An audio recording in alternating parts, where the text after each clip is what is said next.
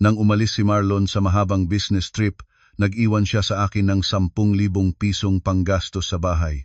Ngunit sinabi ko sa aking pinakamatalik na kaibigan na 2,000 piso lang ang iniwan niya.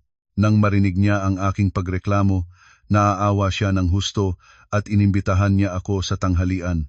Ngunit natuklasan ko pagkatapos na lihim siyang nagmemensahe sa aking sariling asawa. Gabi bago umalis si Marlon sa business trip, maliwanag ang ilaw ng aming condominium sa Makati City hanggang halos hating gabi. Natapos ko na ang pagtitipi ng ilang damit para sa kanya nang tawagin niya ako sa loob ng kanyang opisina. Malalim at pantay ang boses niya, parang may mahalagang bagay na dapat ipaalala ng maigi. Pumunta ka rito sandali. Pumasok ako at nakita ko sa ibabaw ng mesa ang isang tumpok ng cash na nakatali ng maayos gamit ang rubber band ng bangko, at sa tabi nito ay ilang ATM card na kakakuha lang niya mula sa pitaka. Inilabas ni Marlon ang upuan para maupo ako, habang siya naman ay nakasandal sa gilid ng mesa. Tinitingnan ako na parang malalayo na siya ng matagal, 3 buwan. Susundan ko ang proyekto sa labas ng Cavite. Ito ay 10,000 piso. Hawakan mo muna ito para sa mga gastos sa bahay. Nagulat ako. Bakit ganito karami? Wala naman akong malaking gastusin dito sa bahay. Hawakan mo na lang para sa kuryente, palengke, gasolina sa motor, at kung may magkaguguluman. Itinulak pa niya ang mga ATM card papunta sa akin. Password ay birthday mo pa rin. Tinitingnan ko ang mga kamay ng aking asawa na mapula sa araw, ang mga ugat na nangingitaw dahil sa maraming taon ng pagtatrabaho sa mga construction site, at bigla kong naramdaman ang kagaanan ng aking puso. Nag-resign na ako sa design company mahigit 2 taon na ang nakakaraan, mula nang magkasakit ng malubha ang nanay ko at kailangan ko siyang alagaan ng patuloy. Pagkatapos lumabas ang nanay ko sa pagkakaospital, sinabi pa rin ni Marlon na magpahinga muna ako, huwag magmadaling bumalik sa trabaho. Hindi siya nagrereklamo kahit minsan na siya lang ang nagdadala ng lahat ng gastos sa bahay. Kaya naman nang makita ko ang tumpok ng pera, hindi kasiyahan ang unang naramdaman ko, kundi isang uri ng lungkot.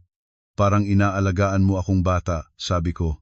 Natawa siya at hinagod ang aking ulo. Gusto ko lang na komportable ka sa bahay. Inabot ko na ang pera para ilagay sa drawer nang biglang mukhang naalala ni Marlon ang isang bagay.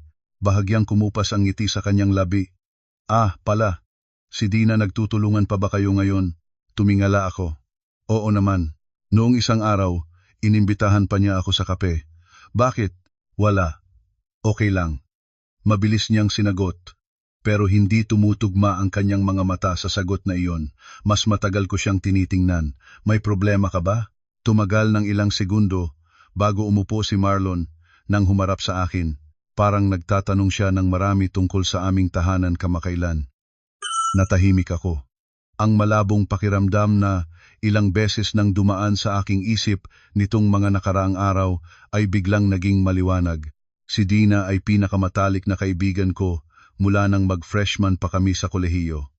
10 taon na kaming magkasamang lumalago, at alam niya halos lahat ng nangyayari sa aking buhay. Mula noong nagtatrabaho ako at kumikita ng 10,000 piso bawat buwan hanggang sa araw na nagpakasal ako kay Marlon at lumipat sa kondong ito.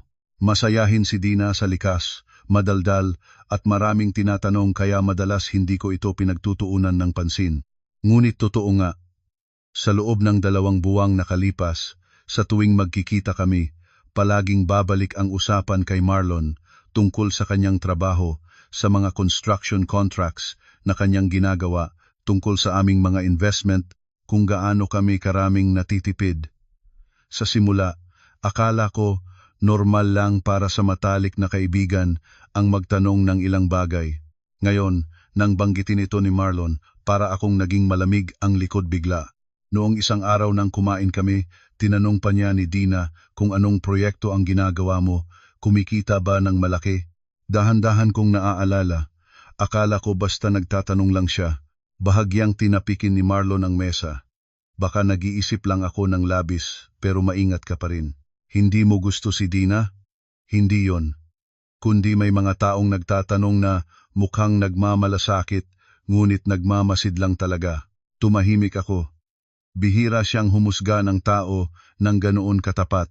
Trabaho niya sa konstruksyon, nakakasalamuha ng iba't ibang klase ng kasosyo sa negosyo, kaya minsan mas tumpak pa ang kanyang pagtatasa ng tao kaysa sa akin.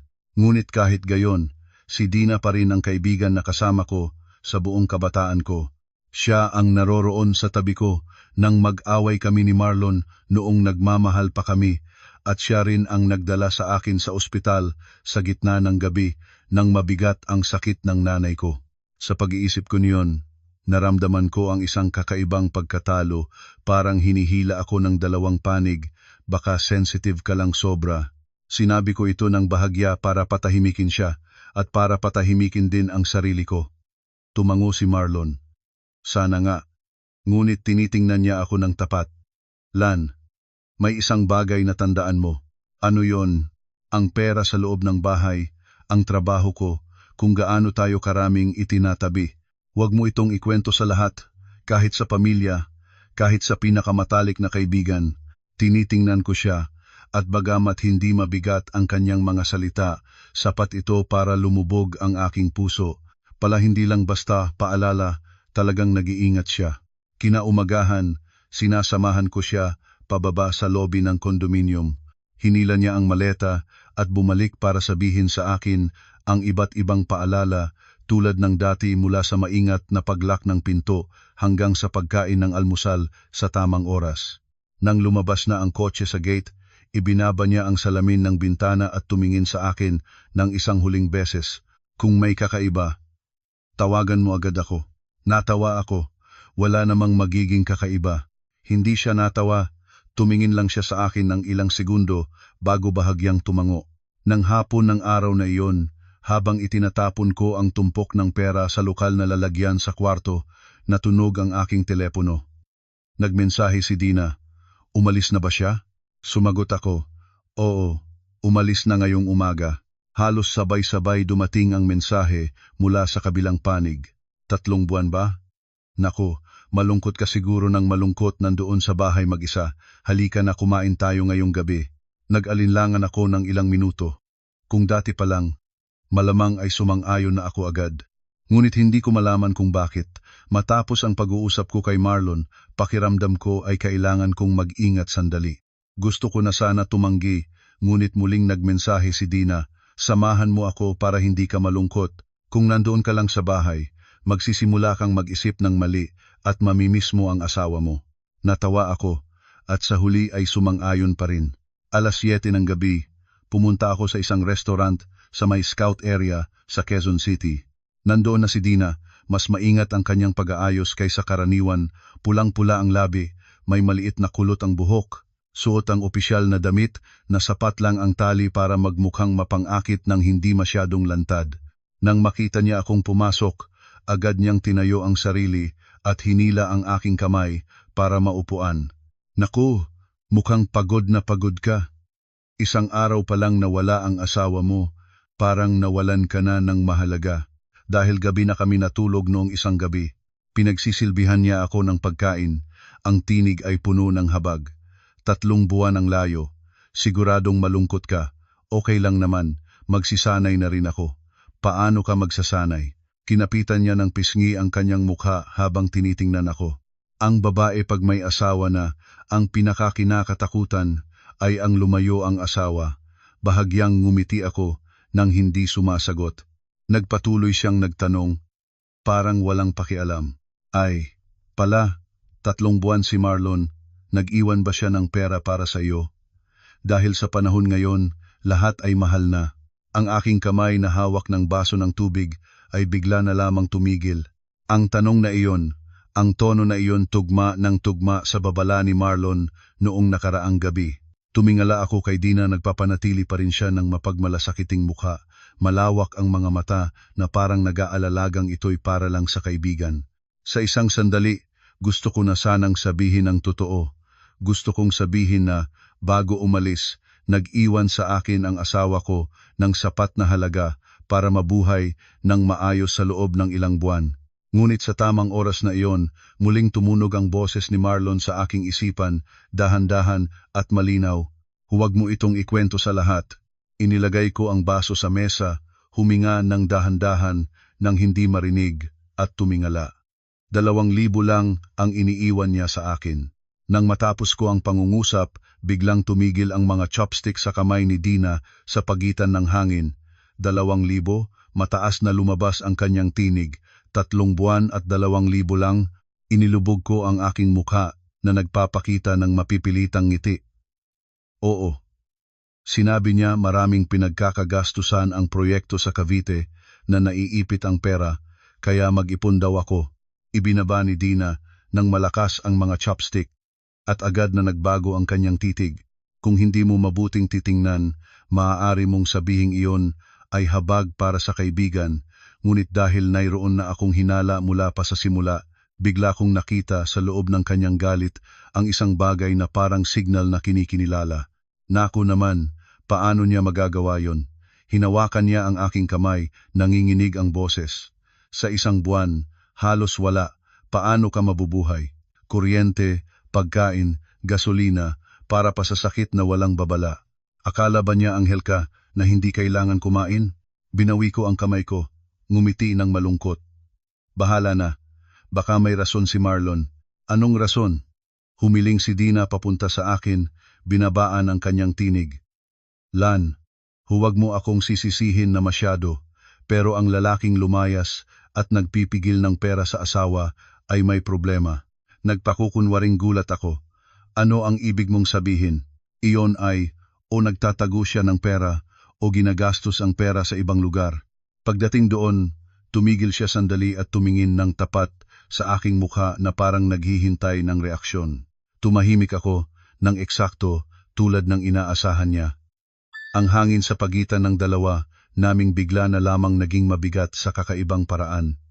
Mabilis na umiba ang tono ni Dina nang haplusin niya ang likod ng aking kamay. Ayaw ko na masalitang masama ang asawa mo. Ngunit bilang kaibigan, sinasabi ko sa iyo, ang nakikita ko, napakatiwala mo at napaka-innocent mo. Hindi ko maisip si Marlon na ganoon. Sana nga hindi, malalim niyang buntong hininga.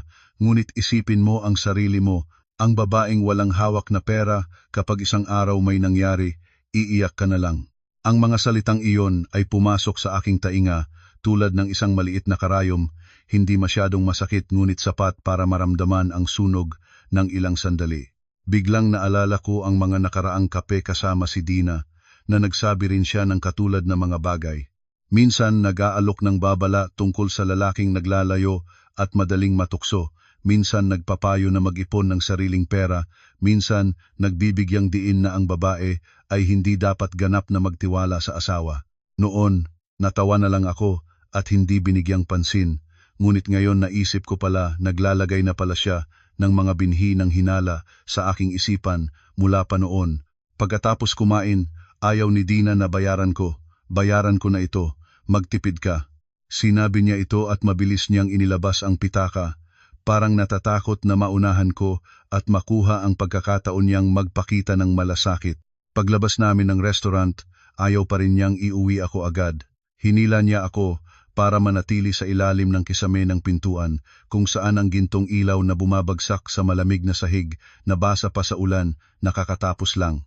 Kung talagang mahirap na, sabihin mo sa akin, okay lang naman ako. Paano okay? 2,000 sa 3 buwan, kakayaning ba? Nanigas ang kanyang noo, at biglang mababa ang kanyang tinig, parang naisip niya ang isang bagay, o kaya ganito. May mga kakilala akong gumagawa ng modelo ng karagdagang kita, medyo maganda rin. Hindi kailangan ng malaking puhunan, basta marunong lang sa pag-ikot ng pera. Kung gusto mo, dadalhin kita para makikilala mo sila. Naramdaman ko ang pagtimpla ng aking puso, eksakto tulad ng hinula ni Marlon. Nagsimula na siya. Hindi ako sanay sa ganyang mga bagay, kaya nga dapat matuto ka. Sa panahon ngayon, ang hawak lang ng pera, nang hindi nag-iimbento ng paraan para palaguin ito, ay pabago na. Tumingin ng kakaiba ang kanyang mga mata. Nandito ka sa bahay at maraming oras, panahon na para matuto ka. Natatatakot ako sa mga investment, Hindi naman ito yung uri ng walang kapangnan na investment. Ang mga kakilala ko ay ligtas na gumagawa niyon. Umiling ako. Iisipin ko pa. Tinitingnan niya ako ng ilang segundo.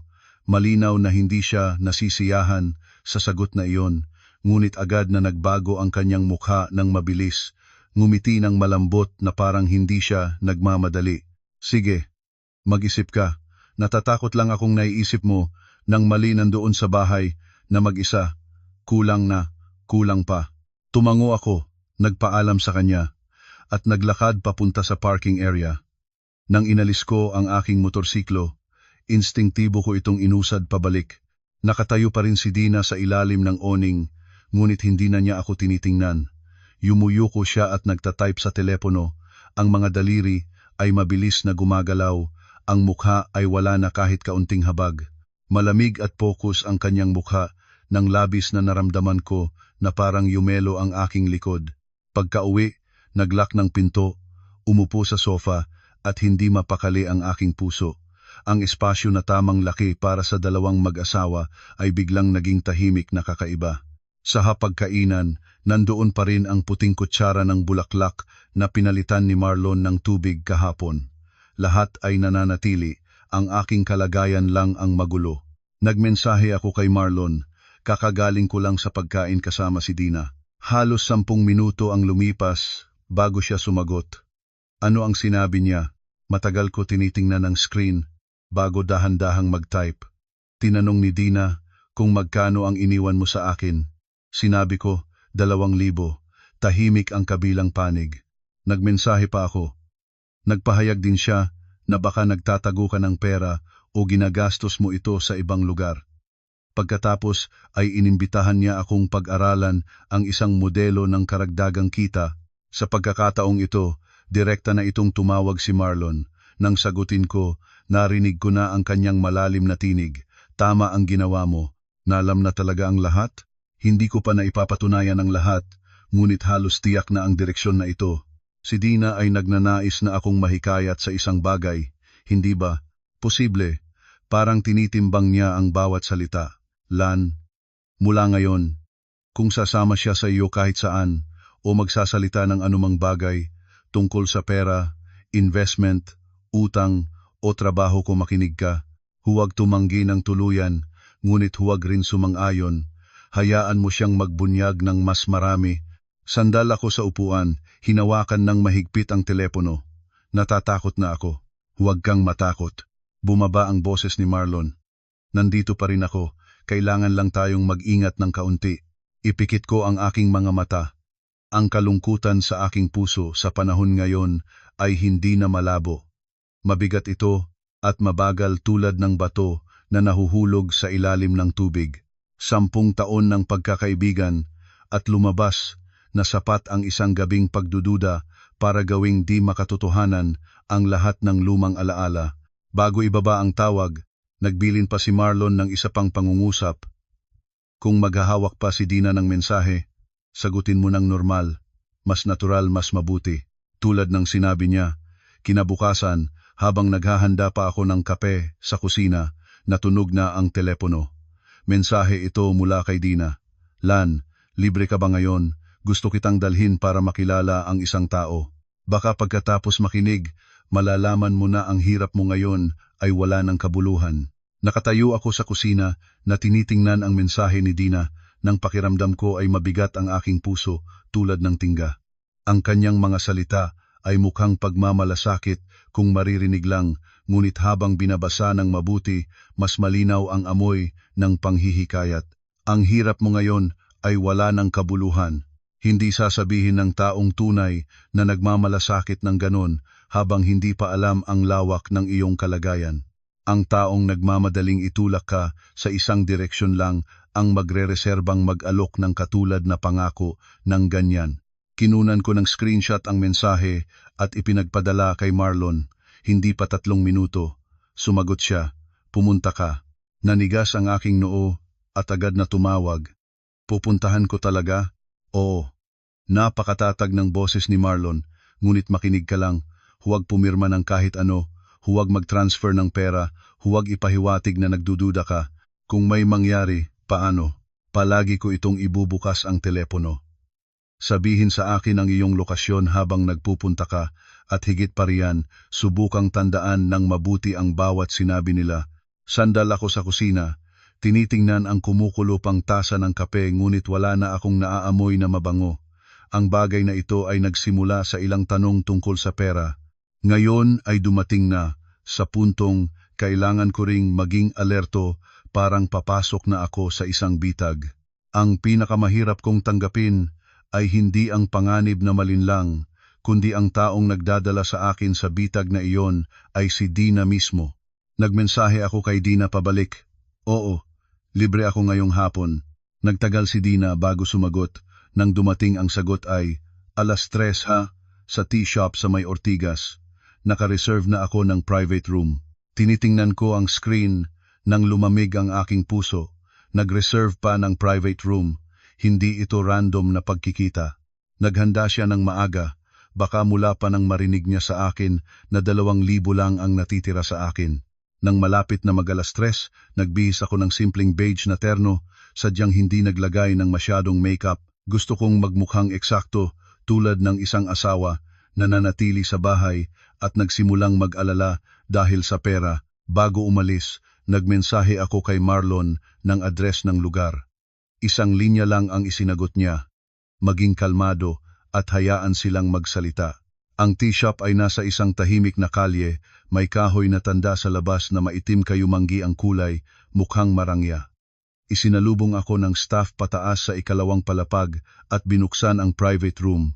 Nandoon na si Dina at sa tabi niya ay isang babae na may edad na mahigit 40 taon, mababang nakakulong ang buhok, nakabihis ng cream na opisyal, may makinang na relo sa pulso. Nang makita niya akong pumasok, tumayo agad si Dina. Lan, halika. Hinihintay na kita.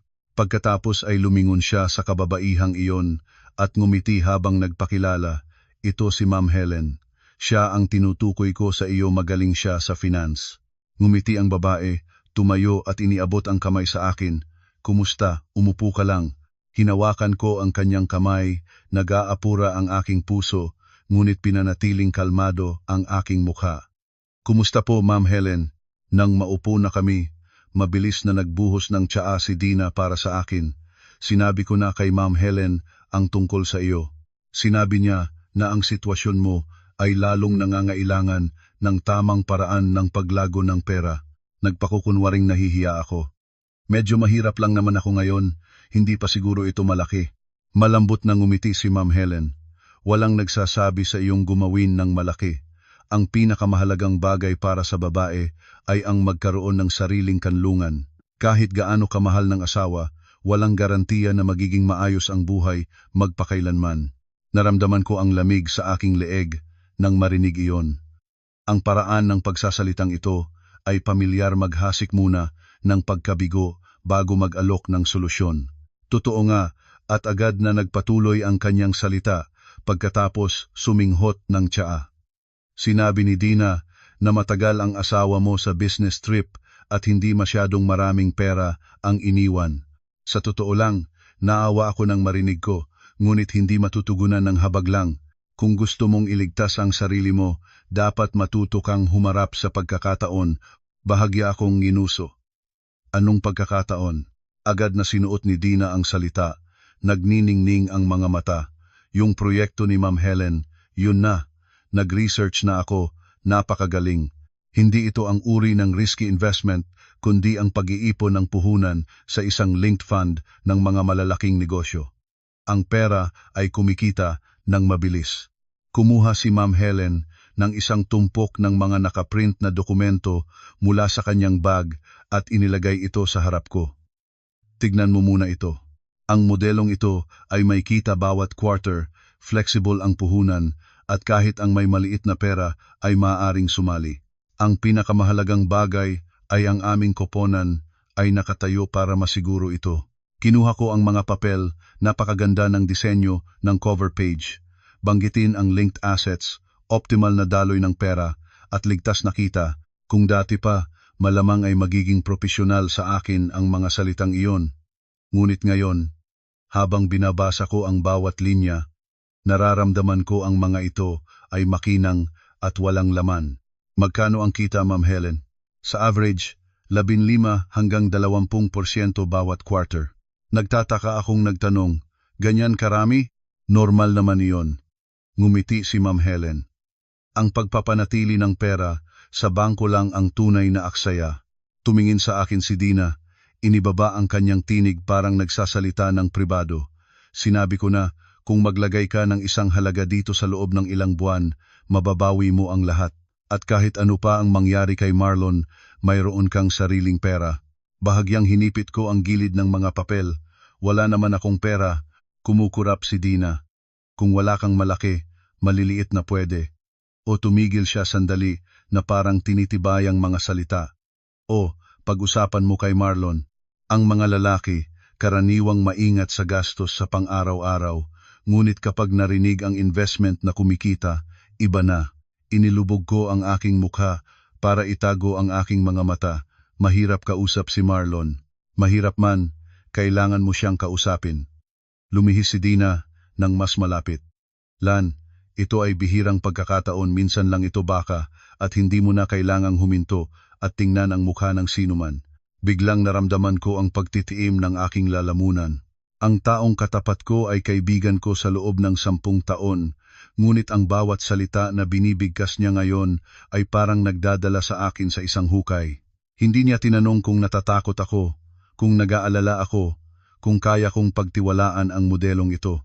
Gusto niya lang na pumayag ako, gusto niyang makuha ko si Marlon, gusto niyang makuha ang pera na naniniwala siyang mayroon kaming pamilya. Nakita ni Ma'am Helen na tahimik ako kaya ngumiti siya at itinulak ang isa pang papel sa akin. Hindi ka kailangang magdesisyon ngayon, ngunit kung tunay mong gusto ang mabilis na pagbabago, huwag mag-atubili ng masyadong matagal. Hindi pa ako nakakasagot nang biglang nagliwanag ang telepono sa mesa. Mensahe ito ni Marlon, 4 na salita lang. Itanong mo pa ng malalim. Huminga ako ng dahan-dahan. Pagkatapos ay tumingin ng tapat sa dalawa sa aking harap. Kung gusto ko sanang sumali, saan eksakto pupunta ang pera? Nang matapos ang aking tanong, sandali na nataranta si Ma'am Helen nang napakabilis na halos hindi mo mahalata maliban kung mapagmatsyag ka talaga. Ngunit ang maliit na pagkurap na iyon ay lalong nagpapatibay sa akin na sa likod ng magagandang pangako, hindi simple ang lahat. Ngumiti si Ma'am Helen, 2 kamay na nagtatali sa mesa. Ang pera ay pupunta sa aming linked fund. Hinati namin ito sa maraming pakete, depende sa kakayahan ng bawat tao, pagkatapos ay isang dalubhasang kuponan ang mag-ooperate nito. Nagpakukunwari akong mataman. Maaring ipaliwanag pa ang operation ng mas eksakto, nag-i-invest ito sa mga panandaliang komersyal na proyekto, mabilis na umiikot ang puhunan. Anong proyekto, Ma'am Helen? Malambot na ngumiti siya. Ang mga mata ay lumundak kay Dina bago bumalik sa akin. Ito ay panloob na impormasyon, pagpasok mo, malalaman mo ng mas detalyado. Tinitingnan ko ang papel sa aking kamay, sinusubukan na panatilihing normal ang boses ko. Ngunit kung inilalagay ko ang aking pera, kailangan ko namang malaman kung saan napupunta ang aking pera. Agad na sumuot si Dina, bahagyang suportadong, bahagyang nagpapayo. Lan, ang ganitong mga modelo ay may proseso na. Bakit masyado kang nag-aalala? Si Ma'am Helen ay nagtatrabaho nito ng maraming taon, hindi kahapon o kamamaalam lang.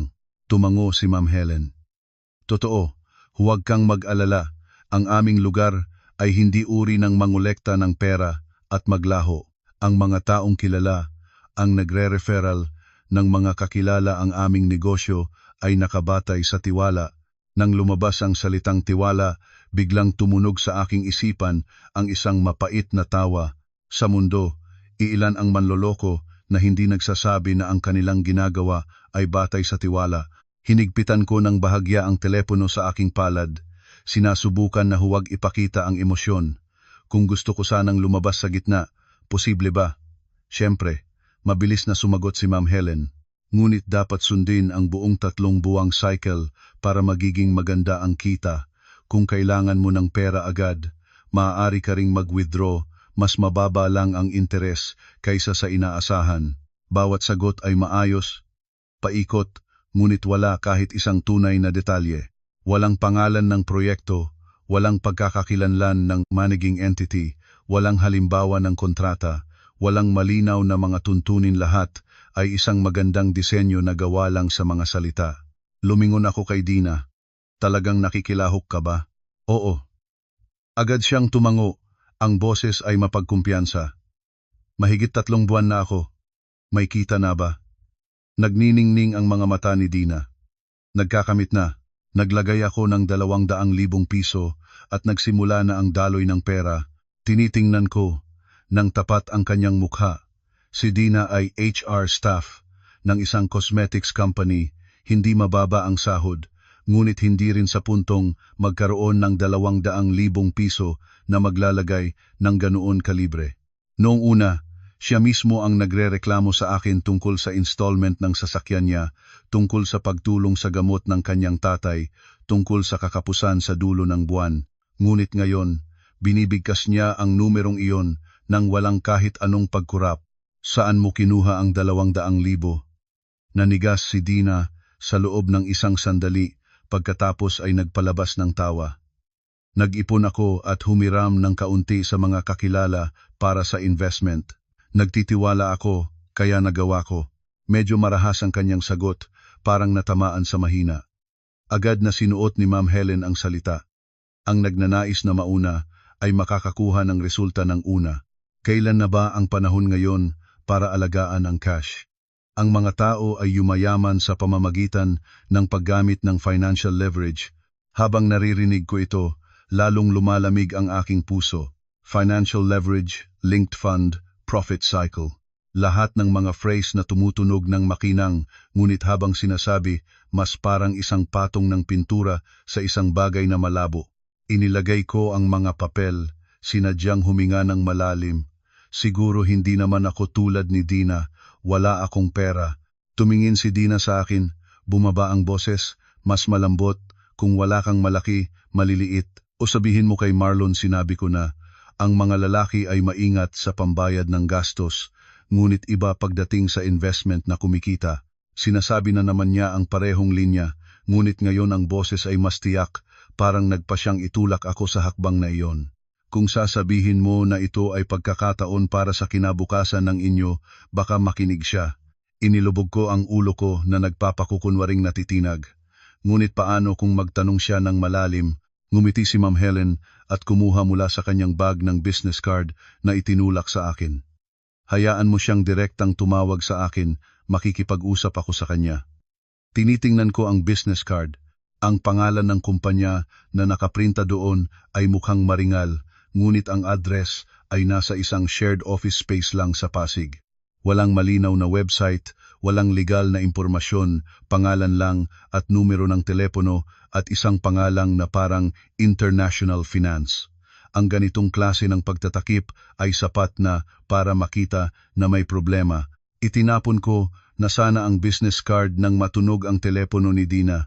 Tumingin siya sa screen, bahagyang nagbago ang kanyang mukha at tumayo. Patawad, sasagutin ko, sandali ito. Nagsara ang pinto ng kwarto at ako na lang kasama si Ma'am Helen sa loob ng kwarto. Nagbuhos siya ng tsaa para sa akin, mababaan ang boses niya. Kaibigan ka ni Dina, kaya tapat ako sa iyo. Sa oras na ito, kung mag-atubili ka ng masyadong matagal, kukuha ng iba ng slot mo at ang ganitong pagkakataon ay hindi naghihintay. Tinitingnan ko siya. Kakatuwa na, parang gusto mo akong tulungan sa ganitong paraan. Medyo nakikit ang mga mata ni Ma'am Helen habang ngumiti. Dahil gusto ko ang mga taong nag-iisip para sa kanilang kinabukasan. At bukod pa riyan, tumigil siya sandali.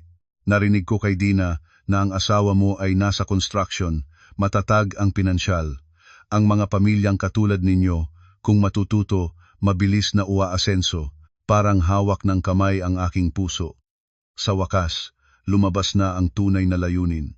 Hindi sila nagtatarget sa akin, nagtatarget sila kay Marlon. Hindi pa ako nakakasagot nang bumukas ang pinto. Bumalik si Dina, normal na ang kanyang mukha ngunit bahagyang pula ang mga mata, parang nagmamadaling nag-away siya sa telepono. Lan, umupo siya at hinawakan ang aking kamay. Ang totoo, ayaw ko sanang makita kang nagdurusa. Ang pagkakataon ay narito na, huwag palampasin. Tinitingnan ko ang pamilyar na mukha niya at bigla akong naramdamang kakaiba ang lahat. 10 taon ng pagkakaibigan, ngunit lahat ng sinasabi niya ngayon ay parang pag-itulak sa akin sa isang bangin. Tanungin kita ng tapat. Dahan-dahan ko siyang tinanong, nakakuha ka na ba ng kita isang beses man lang? Sinundan niya ito. Oo naman, dumating na sa aking account. Mapakita mo sa akin? Namayani ang katahimikan ng kwarto sa loob ng 1 segundo. Ngumiti si Ma'am Helen para sa kanya. Sa totoo lang ito ay personal na impormasyon ng bawat investor, hindi namin inirerekomenda ang pagbabahagi. Lumingon ako kay Ma'am Helen. Ngunit di ko tinanong ang iba. Tinanong ko ang kaibigan ko kung tunay siyang nakatanggap na ng pera, kahit isang transaction lang ang ipakita niya sa akin ay sapat na para mapalakas ang loob ko. Ngumiti ng mahirap si Dina. Ang telepono ko ay medyo sira ngayon at ang mga lumang transactions ay kailangan pang hanapin. Maaari akong maghintay. Sa pagkakataong ito, nakita ko ng malinaw na nahigpitan ang pulso ni Dina. Si Ma'am Helen sa tabi niya ay ngumiti pa rin, ngunit nagbago na ang kanyang titig, mas matalim, mas mapag-imbestiga. Alam ko na natuklasan ko na ang kanilang kahinaan. Ang isang tunay na modelo na may tunay na daloy ng pera ay hindi matatakot na magpatunay, tanging ang mga bagay na itinayo lang sa mga salita ang natatakot na mapag-usapan ng may detalye. Sa tamang oras, 2 malakas na katok ang dumating sa pinto. Pumasok ang isang staff member at bahagyang yumuko. Pasensya na, kayo. May isang lalaki na nagsasabing kapamilya siya ni Lan, may apurahan daw. Malakas ang tibok ng aking puso. Hindi pa ako nakareaksyon nang sa likod ng staff, pumasok na si Marlon. Sa sandaling lumabas si Marlon sa pinto, parang inubos ng hangin ang buong kwarto. Hindi ko alam kung mas marami sa akin ang gaan o takot. Gaan dahil nakarating siya sa tamang sandali nang nagsimula ng lumipat ang usapan sa isang mas mapanganib na direksyon. Takot dahil ang biglaang pagpapakita niya ay maaaring sabay-sabay na mabasag ang lahat ng maskara sa kwartong iyon. Si Dina, ang unang nagbago ng mukha, bahagyang nagbukas ang kanyang mga labi, agad na naging madilim ang mga mata at mabilis na naging maliwanag ulit, parang sinasubukang humawin ng isang natural na eksena. Si Marlon, kailan ka pa bumalik? Pumasok si Marlon, ibinara ang pintuan sa likod niya, ang mukha ay kalmado ng halos malamig. Tumingin siya ng isang beses sa mesa, sa tumpok ng mga dokumento sa harap ko, kay Ma'am Helen, at nanatili kay Dina. Malamang hindi ako nakakarating sa tamang oras. Agad na tumayo si Ma'am Helen, nagpakita ng ngiti na pang-propesyonal. Wala naman po, ang kasama niyo lang po ay kausap namin tungkol sa isang pagkakataon sa pera para kay Lan. Gusto rin ba ninyong makinig? Bahagyang tumango si Marlon, hinila ang walang gamit na upuan sa tabi ko, at umupo parang ito talaga ang kanyang lugar mula pa sa simula. Ang katahimikang iyon ang nagpahirap sa oponente na mahalata kung hanggang saan niya alam. Ngumiti si Dina nang may pagod. Sa totoo lang, gusto ko rin sanang imbitahan siya kasi ang pera sa bahay ay dapat pag-usapan ng dalawa. Ang pangungusap na ito ay kakarang palang nalabas at naramdaman ko na ang aking puso ay lalong lumamig. Kamakailan lang ay nagpahayag ng pabiro na maliit ang pera na iniwan ni Marlon sa akin, ngayon nagpapakita na ng alalahanin para sa aming pamilya. Kung hindi ko kilala ang kanyang tunay na mukha, maaari akong linlangin ng malambot na boses na iyon ng isa pang beses. Agad na na-recover si Ma'am Helen ng katayuan, inilipat ang tumpok ng mga dokumento pabaling kay Marlon. Si Marlon, nasa construction ka, hindi ba? Ang mga taong engineering ay karaniwang gustong may malinaw na numero. Sa amin ganun malinaw ang daloy ng pera, kita bawat cycle, mababang panganib. Kinuha ni Marlon ang mga papel at lumipat-lipat ng ilang pahina ng walang pagmamadali. Tinitingnan ko ang mga kamay niya na dumadampi sa bawat pahina. Naalala ko ang napakaraming beses na binabasa niya ang mga construction contracts sa bahay. Si Marlon ay hindi masalita ngunit sa tuwing ganyan siya tatahimik, karaniwang dahil sa kanyang isipan ay binabalangkas niya ang bawat pagkakamali sa isang plano. Pagkaraan ng ilang sandali, tumingala siya, 18% bawat quarter. Opo, ngumiti si Ma'am Helen, sa kondisyon na susundin ang tamang cycle. Nakabatay sa anong asset portfolio? Marami kaming pakete sa pag-ikot, partikular. Ngumiti pa rin si Ma'am Helen. Ang ilan sa mga ito ay panloob na impormasyon pagpasok ng investor sa fund, mas lalalalim pa ang kaalaman. Bahagyang tumango si Marlon na parang tinatanggap ang sagot na iyon. Inilagay niya ang mga papel sa mesa. Ang galaw ay napakabanayad, ngunit agad na nagbago ang pakiramdam sa kwarto, naging mas maigting. Ibig sabihin, ang pera ay gusto nilang isali ng iba, pero ang malalaman ng mga tao ay ilang magagandang phrase lang. Bahagyang kumupas ang ngiti sa bibig ni Ma'am Helen. Mali ang pag-unawa ninyo ang finance ay may mga bahaging hindi maaaring ilabas ng buo sa unang yugto. Tumingin si Marlon ng tuwid sa kanya. Nagtatrabaho ako sa construction, hindi sa finance. Ngunit ang prinsipyo ay iisa. Kung gusto mong malagay ng pera ng iba, kailangan mong ipakita sa kanila kung saan napupunta ang kanilang pera. Yumuko siya ng bahagya. Kung lahat ay malalim na itatago, ano ang gagamitin kong basehan para magtiwala? Nakita ko na piniga ni Dina nang mahigpit ang gilid ng mesa nang maputi ang mga kamay. Lumingon siya sa akin at pagkatapos kay Marlon, ang mga mata ay nagsimulang ipakita ang takot at nababaon na galit. Lan, nagbago ng tunog ang kanyang tinig. Ibinunyag mo ba lahat sa kanya? Lumingon ako kay Dina. Sa unang pagkakataon matapos ang ilang araw, hindi na ako naramdamang kailangan pang magkunwari. Kung hindi ko sasabihin, papayagan ko ba si Dina na dalhin ako ng mas malayo? Ano ang ibig mong sabihin? Biglang tumayo siya. Nagmamalasakit ako sa iyo. Tumayo rin ako. Nagmamalasakit ka sa akin o sa pera na akala mong mayroon ang aming pamilya. Tahimik na napunan ang kwarto. Namumutla ang mukha ni Dina pagkatapos ay kulay pula na. Si Ma'am Helen sa tabi niya ay nagsikap agad na ibalik ang kalagayan, ngunit mas mabilis na nagsalita si Marlon. Hindi mataas ang kanyang tinig, ngunit napakalamig nang natigilan si Ma'am Helen at si Dina. Inilabas ni Marlon ang telepono, binuksan ang isang serye ng mga screenshot at inilagay sa harap ni Ma'am Helen. Pagiginhawahin ko na ito. Ito ang mga transaksyon na dumaan sa ilang intermediate accounts. Ito ang shell company ni Ma'am Helen. Ito ang kasaysayan ng mga mensahe namin sa loob ng ilang nakaraang araw. At ito lumipat siya sa isa pa ang audio recording mula nang pumasok ako sa kwartong ito. Agad na nagbago ang mukha ni Ma'am Helen. Si Dina naman ay humakbang paatras ng isang hakbang, nanginginig ang mga labi. Ikaw nagre-record ka. Tumingin ng tuwid si Marlon sa kanila. Hindi lang nag-record. Nang matapos ang pangungusap niya, natunog ang aking telepono, isang hindi kilalang numero. Sinagot ko ito ng instingtibo. Sa kabilang dulo ay isang mahinahon at tiyak na boses ng lalaki. Silan ba? Ako si Twin sandali. Naisip ko na mali ang pangalan. Ang boses sa kabilang dulo ay nagsabi, ako si Tony, mula sa ekonomikong dibisyon ng NBI. Nasa lobby po kami ngayon. Hawak ko ang telepono ng malamig at basa ang mga kamay. Oo, ako si Lan. Maigsi at tiyak pa rin ang boses ng lalaki. Nasa ground floor kami. Si Marlon ay nagpadala na ng ilang impormasyon ng maaga. Pakiusap na pigilin sila sa kwarto sa loob ng ilang minuto pa. Tumingala ako kay Marlon. Bahagyang tumango siya. Ang mga mata ay napakamatatag. Sa sandaling iyon, naglaho ang lahat ng kalituhan sa akin. Lumabas na si Marlon ay hindi lang sumusubaybay para malaman ang katotohanan. Inihanda niya ang daan papalabas at paraan ng pagharang sa kanila kung lalagpas ang lahat ng kontrolado. Ibinaba ko ang tawag. Sinasubukan na mapanatiling kalmado ang boses. Paakyat na sila. Sino? Agad na nagtanong si Ma'am Helen.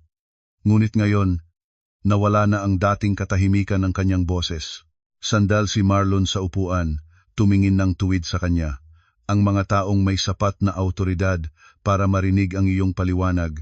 Ang mga sumusunod ay nangyari ng mabilis. 3 lalaki na may simpleng damit ang pumasok sa pinto. Ang nangunguna ay mahigit 30 taong gulang, matangkad, seryoso ang mukha. Inilipat niya ang mga mata isang paikot pagkatapos ay nanatili sa akin, si Lan.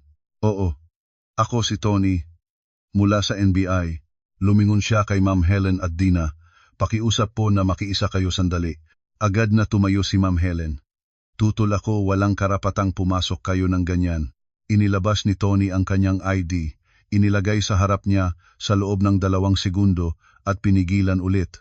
Sinisiyasat namin ang mga senyales ng iligal na fundraising at mga gawain na may kaugnayan sa panloloko. Kung wala kang kinalaman, mas dapat kang makiisa. Gusto pa sanang magsalita ni Ma'am Helen, ngunit isang kasama na niya ay lumabas at marahil kinuha ang kanyang bag. Sa panahong iyon, lumingon si Dina sa akin, pula ang mga mata. Lan, ganyan ka ba katamis-tamis? Tinitingnan ko siya ngayon sa harap ko, ay hindi na ang kaibigan na kasama ko sa maingay na dorm room. Noong estudyante pa kami, isang tao na lang na paulit-ulit na nakagawa ng pagpapasya batay sa aking tiwala. Naibigay ko sa iyo ng maraming pagkakataon para huminto. Sinabi ko ito, ngunit hindi ka huminto. Ginawang senyal ni Tony ang kanyang kasama. Pakiusap pong bumaba para makausap namin kayo. Unang kinuha si Ma'am Helen, ngunit bago siya makaalis, biglang lumingon siya kay Marlon, ang mata ay puno ng galit. Akala mo ba, pagkakuha sa akin, tapos na? Natigilan ang aking puso. Ngumiti siya ng mapait at dahan-dahang nagsalita ng isang pangungusap na nagpalamig sa aking buong katawan. Ang taong nasa likod ng lahat ng ito, hindi pa ninyo naabot. Ang mga katagang iyon ng Ma'am Helen ay bumagsak sa kwarto tulad ng isang mabigat na bato. Isa sa kasama ni Tony ang humawak sa kanyang braso. Ngunit ang mga mata ni Ma'am Helen ay nanatiling nakadikit kay Marlon. Wala na ang dating artipisyal na kagandahan. Iyon ay titig ng isang taong alam na malapit na siyang mahulog, ngunit nagnanais pa ring itapon ang huling pasaning pangamba sa mukha ng kalaban. Ang taong nasa likod ng lahat ng ito, hindi pa ninyo naabot.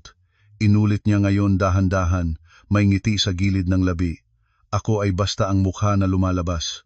Hindi na pinayagang magsalita pa ni Tony. Unti-unting inilabas si Ma'am Helen.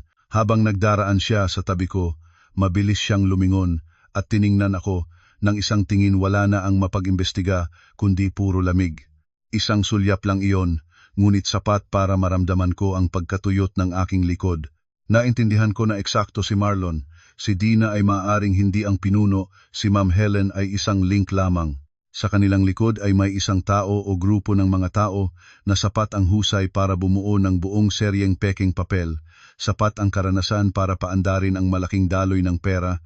Sapat ang lamig para itapon ang mga katulad ni Dina sa harap para sa kanila. Kay Dina naman, hindi siya nagwala tulad ni Ma'am Helen, ngunit nanginginig ang kanyang katawan ng paulit-ulit. Bago siya inilabas ng pinto, bigla siyang lumingon sa akin. Mabilis na umagos ang mga luha, tunay na mukhang totoong luha. Lan, tinanggap niya ang aking pangalan gamit ang dating tinig, ang boses na minsan ay tumulong sa akin na bumangon mula sa mahirap na mga gabi noong estudyante pa kami. Talagang ayaw ko sanang masaktan ka. Naramdaman ko ang pagtitiim ng aking lalamunan. Kung ilang araw lang ang nakakaraan, baka sapat na ang marinig ang ganyang pangungusap para malambot ang aking puso. Ngunit ngayon, nakatayo sa gitna ng tumpok ng mga dokumento na puno ng pagsisinungaling, sa gitna ng mga audio recording, sa gitna ng katotohanang paulit-ulit niyang tinarget ang pera ng aming pamilya, hindi ko na alam kung saan maaaring ilagay ang habag. Ayaw mo sanang masaktan ako. Inulit ko ito ng napakababa, ngunit ginawa mo pa rin. Bumagsak ng tunay na iyak si Dina, nagsampu ang mga balikat. Tumingin si Tony sa akin ng 1 segundo, pagkatapos ay ginawang senyal ang kasama para dalhin siya. Nagsara ang pinto at bigla na lamang naging malawak at walang laman ang kwarto. Umupo ako, naramdaman na umiikot ang aking ulo. Ilang minuto lang ang nakakaraan. Nakaupo pa ako ng katapat ang aking kaibigan sa loob ng 10 taon. Nakinig sa kanya na nagpapayo sa akin na mag-ingat para sa sarili ko. Ngayon ay inilalabas na siya bilang isang suspek. Minsan ay napakalupit ng buhay na hindi man lang binibigyan ng tao ang pagkakataon na makasanay sa paraan ng pagtatapos nito ng tiwala. Tinapon ni Marlon ang upuan sa tabi ko at umupo. Okay ka ba? Ngumiti ako ng bahagya. Kung sasabihin ko na hindi, magbabago ba ang kahit ano? Tahimik si Marlon. Ganyan siya palagi, hindi nagsasalita ng walang laman na mga salita ng kaaliwan. Bumalik si Tony sa mesa at binuksan ang maliit na notebook. Maaari ba kayong samahan namin sa baba para sa paunang pahayag? Napakahalagang impormasyon ng ibinigay ni Marlon. Tumango si Marlon. Sige. Tumayo rin ako, ngunit medyo malambot ang aking mga binti. Bahagyang hinawakan ni Marlon ang aking siko. Isang napakaliit na kilos lang. Ngunit biglang naramdaman ko ang pagkakatigil, tulad ng hindi ako ganap na natangay sa kaguluhang ito. Pagbaba sa ground floor, napansin ko si Ma'am Helen na nakaupo sa isang sulok. May dalawang simpleng damit na lalaki sa tabi niya. Si Dina ay nakaupo ng ilang hakbang ang layo, nakayuko, ang buhok ay magulo, ganap na nawala ang maayos at matalinong imahe niya sa mga pag-uusap namin. Tinitingnan ko siya nang sumakit ang aking puso. Kahit alam ng aking utak na dapat niyang harapin ang kahihinatnan ng ginawa niya, may kaibang sakit ang pagiging saksi sa pagbagsak ng isang taong naging bahagi ng aking kabataan. Dinala kami sa isang maliit na silid sa dulo ng koridor. Umupo si Tony nang humarap at binuksan ang file. Marlon, sa ngayon kailangan mong ipaliwanag ng malinaw ang proseso ng iyong pagkatuklas sa insidenteng ito. Nagkwento si Marlon ng napakamaayos. Mula ng unang aktibong makipag-ugnayan ni Dina tungkol sa kanyang trabaho, ilahad ang mga investment scheme, magpadala ng mga material hanggang sa hiniling niya sa isang kaibigan na suriin ang daloy ng pera, natuklasan ang shell company at mga intermediate account na may kakaibang aktibidad. Nakinig ako sa tabi niya at sa unang pagkakataon ay malinaw na naramdaman ang bigat ng presyon na pinasa niya ng tahimik sa nakaraang panahon. Kailangan niyang maghinala sa pinakamatalik na kaibigan ng kanyang asawa, kailangan niyang sabay na subaybayan ang mga bakas habang pinapanatiling kalmado ako, at kailangan pa ring magbalanse para hindi mapalungkot ang kabilang panig. Matapos ang kwento, ipinagpadala ni Marlon ang lahat ng audio recordings, mga screenshot at mga dokumento kay Tony. Tumingin ang lalaki na katapat nila ng mabilis, lalong naging seryoso ang kanyang mukha. Sapat ito para palalimin ang investigasyon, ngunit ang sinabi ni Ma'am Helen ay maaaring totoo, maaaring may nagko-koordina pa sa kanila sa likod. Agad akong nagtanong, maaari bang iyon ay ang taong katulad ni Helen? Tumango si Tony. Posible, ngunit hindi pa tiyak na siya ang pinakahuli.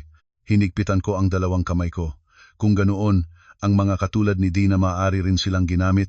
Tumingin sa akin si Tony, mabagal ang boses. Dalawang posibilidad. Una, alam nila ang tunay na katangian, ngunit sumali pa rin para sa komisyon. Pangalawa, sa simula ay dinaya rin sila bilang biktima. Pagkatapos, dahil sa pagnanais na mabawi ang pera, naging tagapagdala na sila para maakit ang mga bago. Bawat salita ay bumagsak na mabigat tulad ng tingga. Naisip ko si Dina nang sinabi niyang, ayaw ko sanang masaktan ka. Naisip ko ang paraan ng kanyang patuloy na pagdiin na kailangan ko ng sariling pera, na dapat ko iligtas ang sarili ko, na dapat kong samantalahin ang pagkakataon. Baka sa kanyang isipan, tunay siyang naniwala na ang pag-akit ng mas maraming tao ay isang paraan ng pananatiling buhay. At iyon mismo ang pinakanakakatakot, hindi isang malinaw na kasamaan, kundi ang pagkabulid na nagtulak sa kanya na hindi na mapagtanggol ang hangganan ng mabuti at masama. Nang matapos ang lahat, halos gabi na. Bago lumabas, sinabi ni Tony kay Marlon, sa loob ng ilang araw, maaaring kailangan namin ang iyong tulong ulit.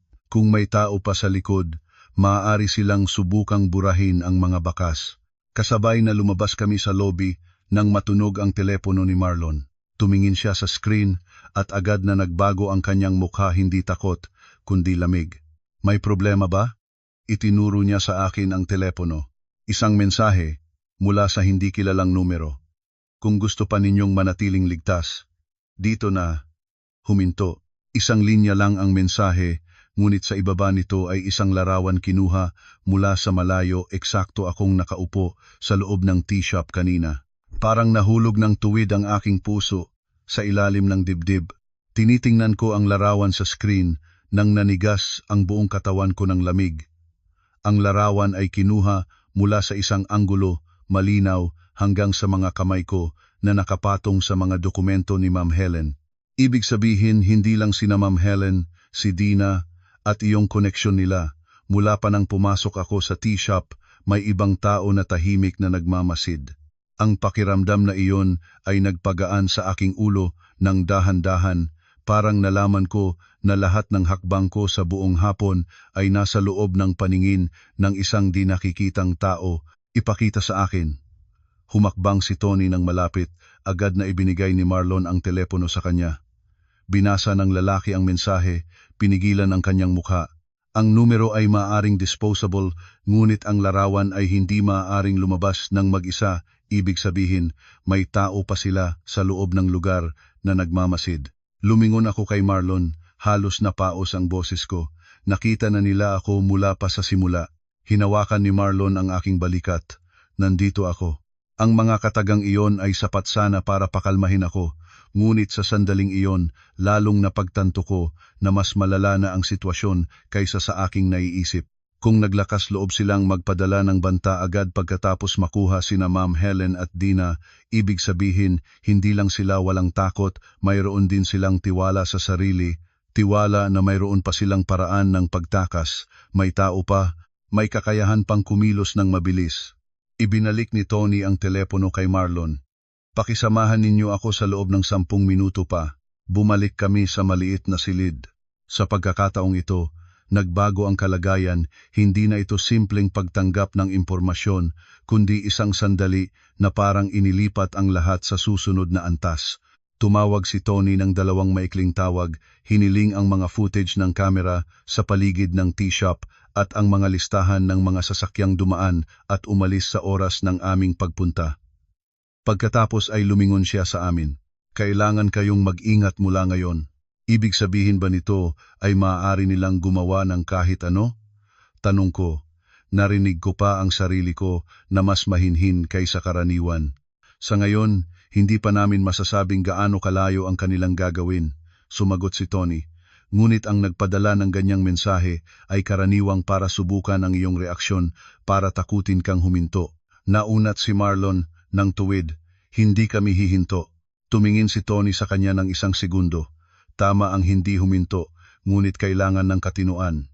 Kapag nawalan sila ng isang link, posible nilang burahin ang mga dokumento, ang mga daloy ng pera, at posible ring subukang pilitin ang mga nakuha para baguhin ang kanilang pahayag.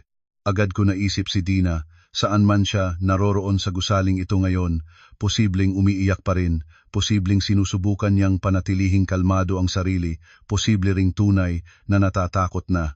Kung may tao pa sa likod, iiwan ba nila siya na parang isang peong wala ng halaga o gagamitin pa nila ang kanyang takot para patahimikin siya? Gusto ko sanang makita si Dina. Bumitiw ang mga katagang iyon mula sa aking bibig. Lumingon si Marlon sa akin. Ngayon pa ba? Kahit sandali lang. Gusto ko sanang malaman kung gaano niya talagang alam ang lahat. Dahan-dahang umiling si Tony. Hindi pa tamang oras ang kaisipan ng taong hawak ay napakabago at madaling matinag. Kung makikita ninyo siya ngayon, ang emosyon ay maaaring sirain ang usapan. Inilubog ko ang aking ulo. Alam ko na tama siya. Ngunit sa loob ko ay mayroon pang isang sulok na sumasakit at gustong tanungin si Dina ng isang bagay. Kailan ka nagsimulang tumingin sa akin bilang isang paraan papunta sa pera ng aking asawa? Paglabas namin ng lugar, gabi na ng buo. Mabagal na nagmaneho si Marlon. Nagsisimula ng mag-ilaw ang lungsod, marami pa ring sasakyan, ngunit sa loob ng kotse ay tunog lang ng malamig na hangin at tibok ng aking puso na hindi pa gumaan. Tinitingnan ko ang mga guhit ng liwanag na dumadaan sa bintana, umiikot ang aking isipan sa daan-daang emosyon. Takot, galit, pagod, at kalungkutan ng labis na hindi na gusto pang umiyak. Bigla na lang nagsalita si Marlon. Pumunta na tayo sa bahay ng nanay mo ngayong gabi. Umiling ako. Ayaw ko. Mag-aalala ang nanay ko. Sige, tatawagin ko ang guwardiya sa ibaba ng kondo para mas mag-ingat sila. Oh, pumasok ang kotse sa basement parking. Hindi pa binababa ni Marlon ang makina. Lumingon siya sa akin. Lan, kung masyadong pagod ka na, ang natitira ay aasikasuin ko. Tumingala ako.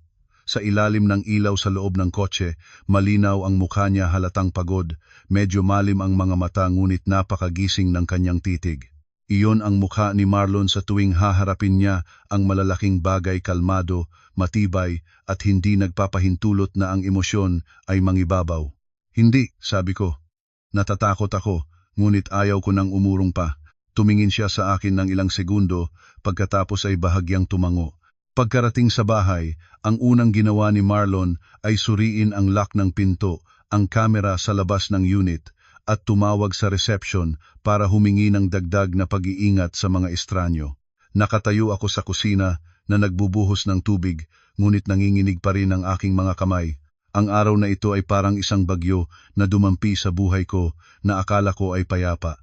Pinataas nito ang lahat, ibinaba, at nag-iwan ng kalat na hindi ko alam kung saan sisimulang ayusin. Nang malapit ng mag-alas 10 ng gabi, natunog ang aking telepono, isang hindi kilalang numero. Tinitingnan ko ito nang natigilan ang puso, ngunit ginawang senyal ni Marlon na i-loudspeaker. Sagot ko, "Hello?" Tahimik ang kabilang dulo ng 2 segundo, pagkatapos ay isang boses ng babae ang tumunog. Hindi mabilis, hindi galit, kundi napakamalambot, napakamahinahon. "Silan ba?" "Ako si Helen." Hinigpitan ko ang telepono. "Sa tingin ko dapat kang magpayo sa asawa mo na huminto na ang ilang bagay. Kapag pinaghukulan ng masyado, ang pinakamasaktan ay hindi ang taong may sala." Malambot ang kanyang tinig, parang nag-uusap lang sila ng karaniwang bagay. Ngumiti si Marlon sa tabi ko, ginawang senyal na patagalin ang usapan. Sinasubukan ko pa ring mapanatiling kalmado ang boses ko. "Kinakatakutan mo ako, Ma'am Helen." "Hindi." Mahinahon pa rin ang tono niya habang ngumiti. "Pinaalala ko lang sa iyo ang isang bagay. Sa buhay, hindi palaging mabuti ang malaman ang lahat ng katotohanan." Hindi pa ako nakakasagot nang nagdagdag pa siya ng isang pangungusap na nagpalamig ng aking likod. Halimbawa, ang tanong kung bakit labis na nangangailangan ng pera ang iyong pinakamatalik na kaibigan. At pagkatapos ay binalot ng katahimikan ang linya, ibinaba na niya ang tawag, ibinaba ko ang telepono. Nalamig ang mga daliri ko. Tumingin si Marlon sa akin. Nais niyang ilipat ang ating atensyon sa ibang direksyon. Lumunok ako ng tuyot, "Hindi ba?" Halos bulong ang aking boses. May pakiramdam ako na ngayon ay malapit na niyang isabi ang isang bagay tungkol kay Dina na hindi ko pa nalalaman. Buong gabing iyon ay halos hindi ako nakatulog. Ang mga salita ni Ma'am Helen ay patuloy na lumulutang sa aking isipan tulad ng isang maliit na tinik na malalim ang tusukin. Halimbawa, ang tanong kung bakit labis na nangangailangan ng pera ang iyong pinakamatalik na kaibigan.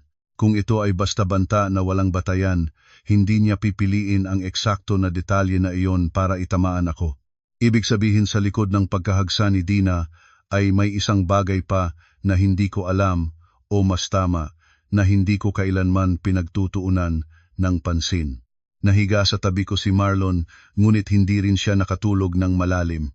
Nang malapit ng mag-umaga, bahagyang lumingon siya, marahang hinawakan ang aking kamay. "Huwag masyadong mag-isip." Tinitingnan ko ang madilim na kisame. Ayaw ko, ngunit hindi ko mapigilan. "Bukas, makikipag-usap muli ako kay Tony." "Sa palagay mo ba, nagsisinungaling lang si Ma'am Helen para guluhin tayo?" "Posible." Bahagyang natahimik si Marlon bago magpatuloy. "Ngunit posible rin na gumagamit siya ng kalahating katotohanan para ilayo tayo sa tamang direksyon." Lumingon ako sa kanya. "Kalahating katotohanan. Ang mga katulad nila ay bihirang ganap na magsinungaling, pinipili lang nila ang eksakto na bahagi na pinakamakakayanig ng iyong katatagan." Tumahimik ako. Tama si Marlon. Kung simpleng banta lang ang ginawa ni Ma'am Helen, mas madali ko pa itong itapon. Ngunit pinili niyang tamain ang isang bagay na mahirap hulaan, ang tunay na dahilan ni Dina. At habang inisip ko ito, nagsimulang lumitaw ang napakaraming bagay na dating hindi ko binibigyang pansin. Ang mga beses na nagreklamo si Dina tungkol sa pera, ngunit mabilis na nagtatawa at nagpapahiwatig na wala itong malalim. Ang mga beses na biglang nagbihis ng mas marangya, gumamit ng mas mahal na gamit, ngunit umiwas nang tanungin ko kung kumikita na siya ng maganda. Ang mga sandaling tinalakay niya ang tungkol sa investment na may labis na sigasig parang takot at naghahawak sa isang bagay. Kinaumagahan, tumawag si Tony kay Marlon. Nakaupo ako sa tabi kaya narinig ko ang ilang bahagi. Gabi, si Ma'am Helen ay nanatiling tahimik. Si Dina naman, may senyales na gustong magsabi ngunit hindi matatag ang kaisipan. At pagkatapos ay bumaba ang boses ni Tony. Tungkol sa tawag ni Ma'am Helen sa asawa mo, sa tingin ko hindi lang banta iyon. Sinuri namin ng mabilis at natuklasan na si Dina ay nagkautang ng malaking halaga sa loob ng 6 na buwan. Biglang natayo ang aking ulo. Pinalaki ni Marlon ang loudspeaker ng bigla. Magkano? Mahigit 400,000 piso. Nanigas ang buong katawan ko ng lamig. Bakit? Nagpatuloy si Tony. Hindi pa lahat malinaw.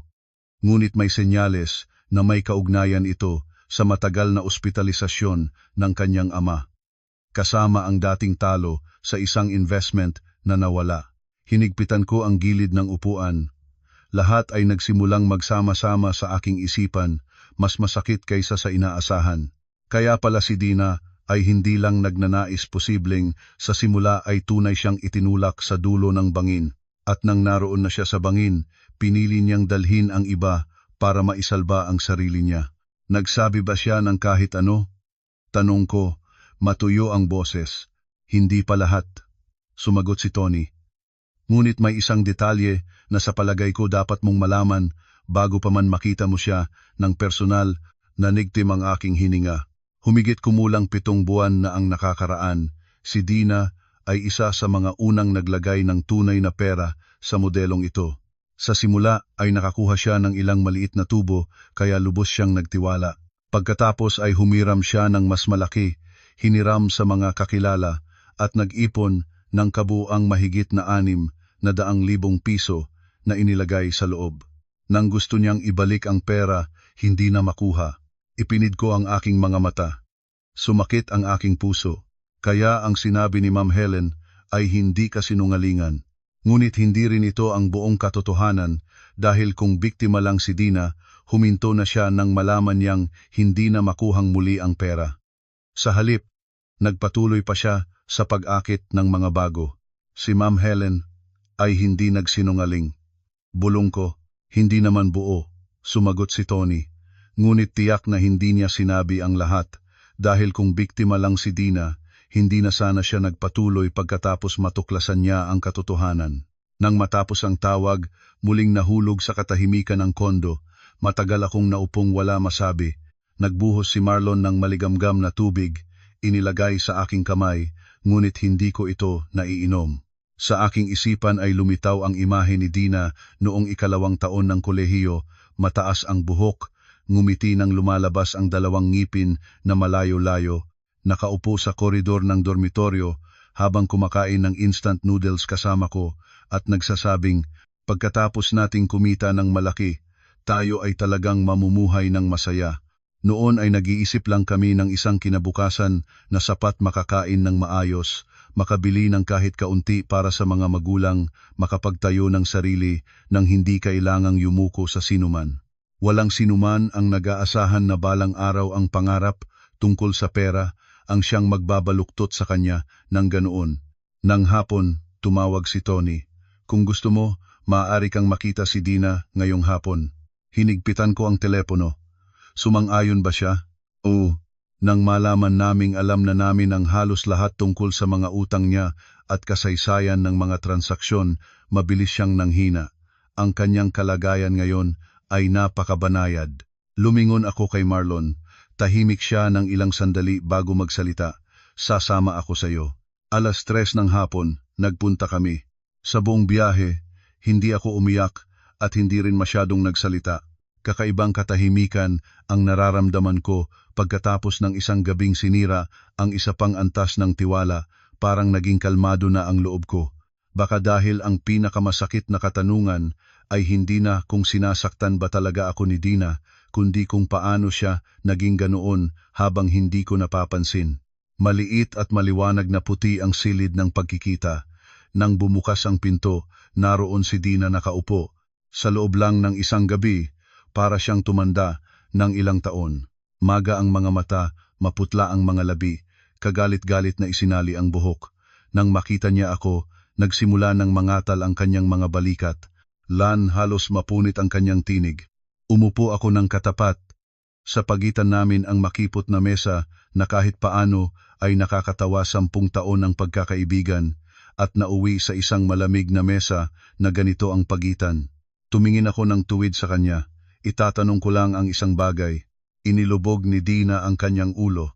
Nang lapitan mo ako sa simula, ginawa mo ba iyon dahil kailangan mong iligtas ang sarili mo o mula pa sa simula ay tinuring mo na akong isang target? Bumungad na iyak si Dina agad nang matapos ang tanong ko, ngunit sa pagkakataong ito, hindi na ako lumingon. Namukhaan ko lang siya nang walang imik. Matagal siyang umiyak nang hindi nasasabi ng malinaw. Naghintay ako dahil alam kong ang susunod na isasagot niya ay magtatakda kung ang 10 taon ng aming nakaraan ay ganap nang namatay sa aking puso o may natitirang bahagi pa na maigagalak.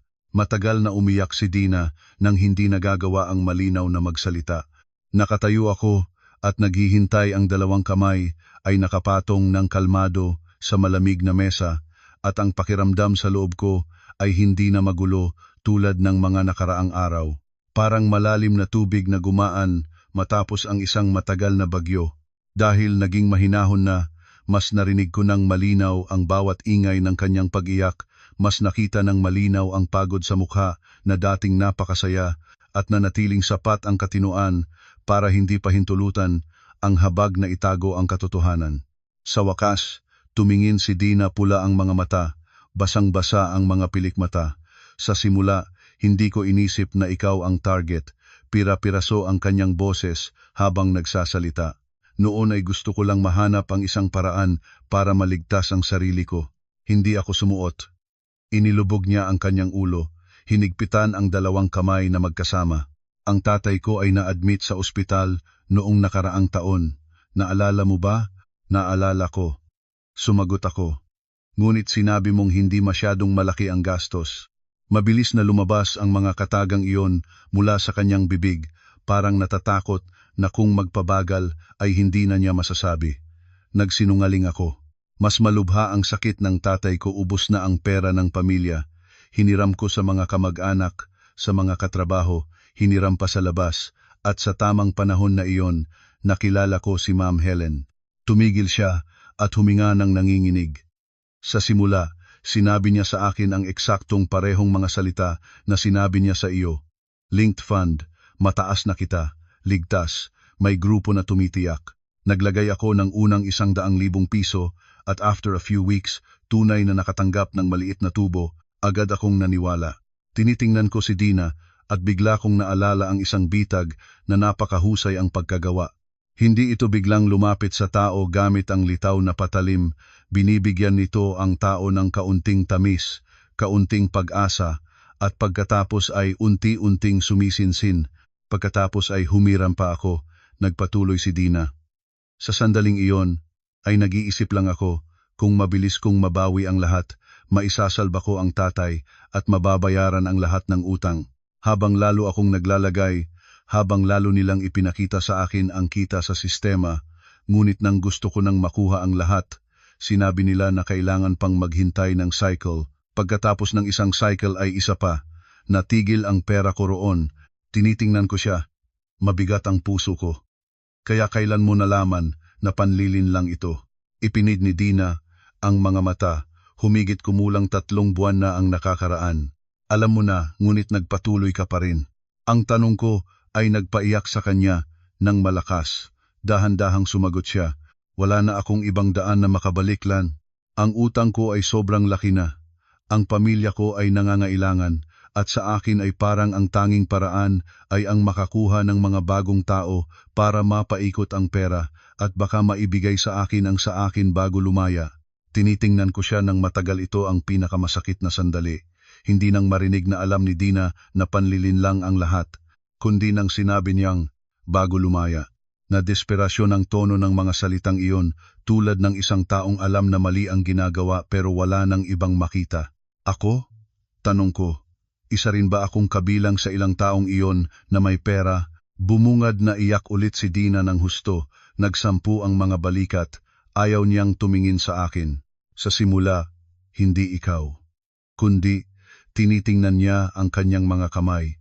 Kundi nang malaman ko na ang asawa mo ay nasa construction at matatag ang pinansyal at mahal ka niya at nagtitiwala ka sa akin. Bawat salita ay parang hinihila ang aking puso ng pababa. Sinabi ko sa sarili ko, isa lang itong pagtanong. Ngunit habang nagtatanong, lalo akong nagsimulang isipin, kung ikaw ang lalapit, mas madali kaysa sa iba dahil nagtitiwala ka sa akin, dahil anumang sasabihin ko ay maririnig mo. Nagpalabas ako ng tawa, ngunit ang tunog nito ay mas mapait kaysa sa luha. Sa huli, pinili mo pa rin ako. Inilubog ni Dina ang mukha sa mesa. Alam ko na ako ay napakasamang tao. Hindi ako nagsalita.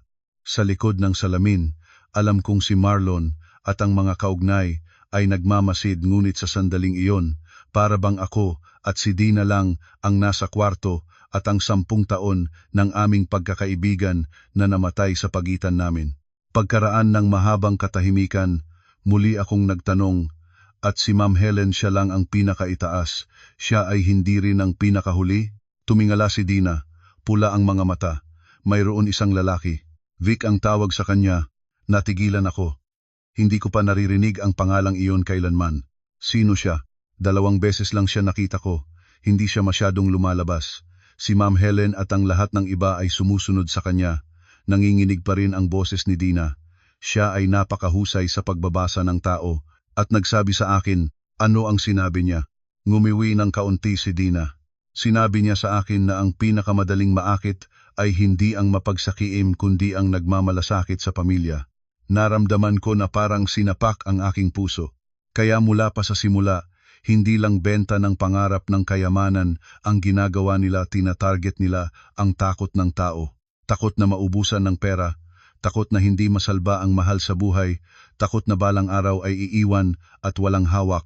Pasensya na, halos walang lakas na sinabi ni Dina. Alam ko na walang silbi ang paghingi ng tawad.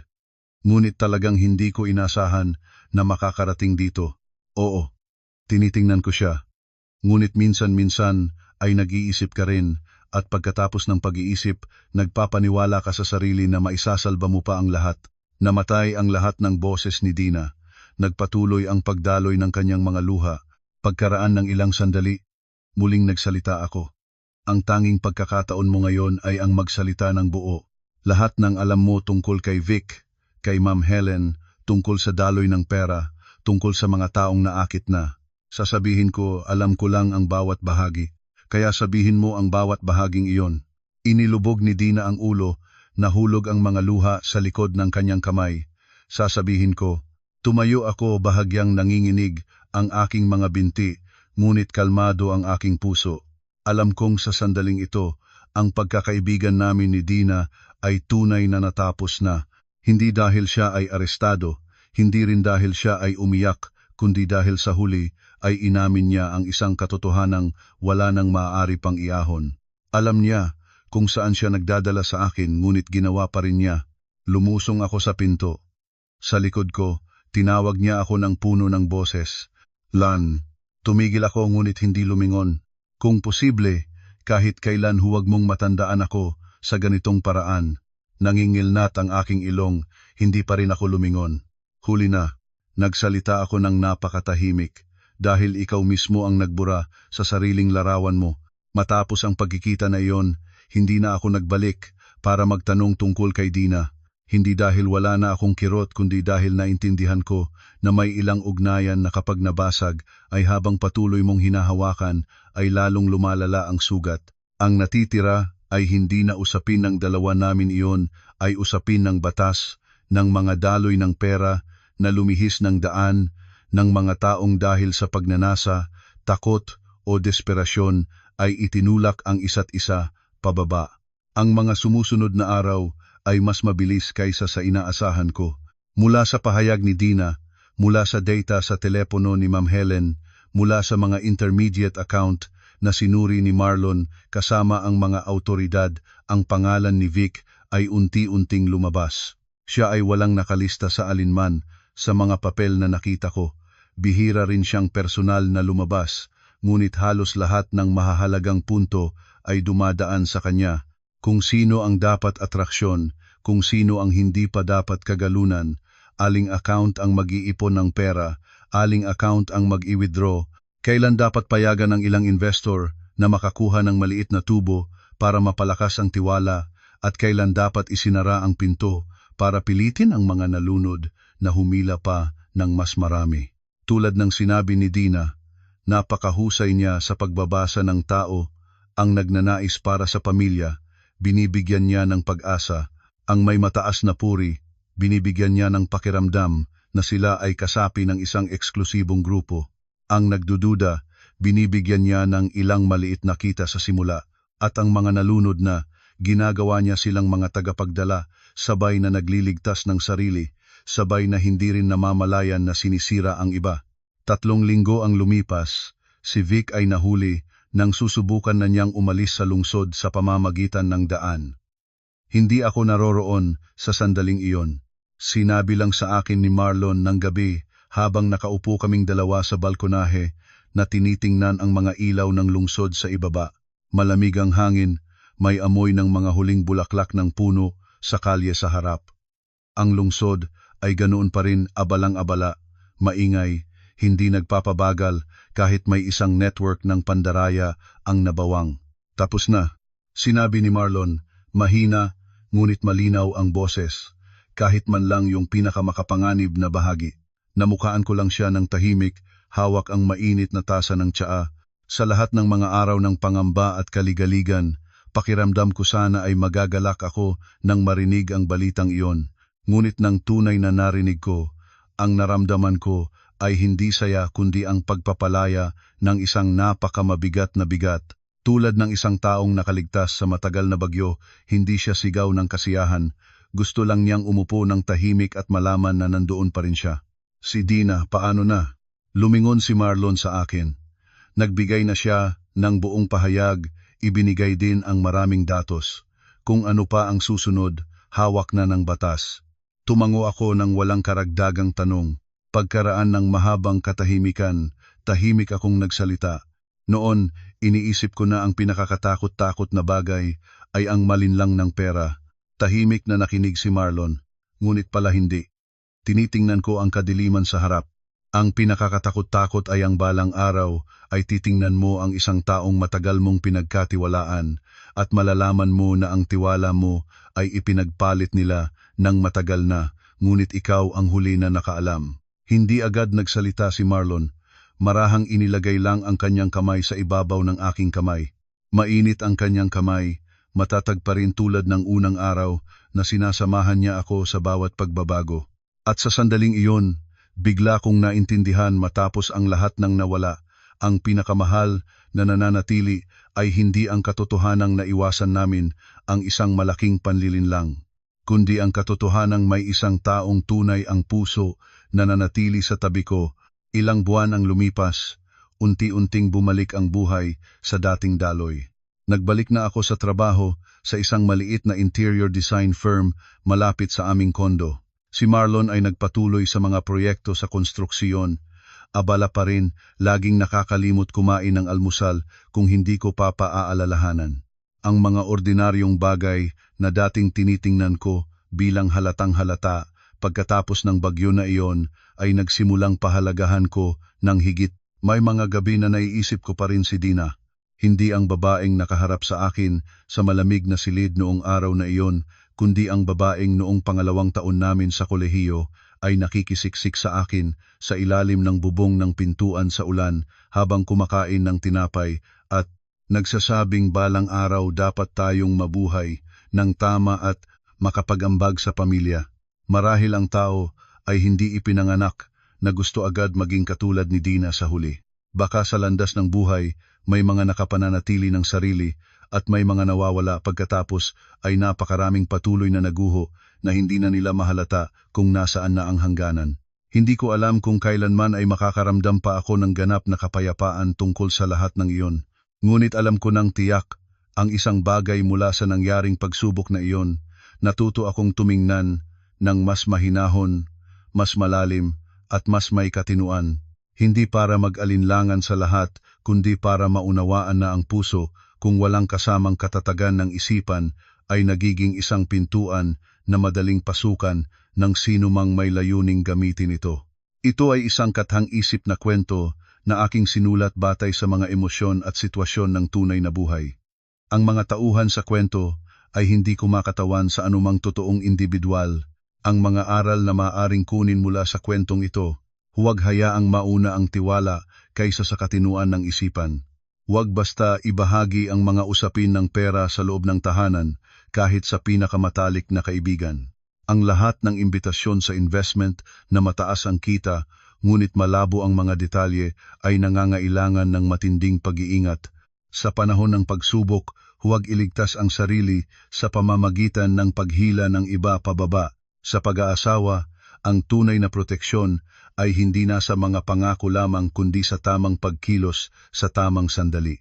At sa huli, ang taong gustong makatahak ng matagal sa buhay ay kailangan hindi lang ng pagmamahal kundi ng lakas ng loob na manatiling tama sa harap ng tukso. Salamat sa inyong pakikinig sa buong kwento. Nawa ay palagi kayong ligtas.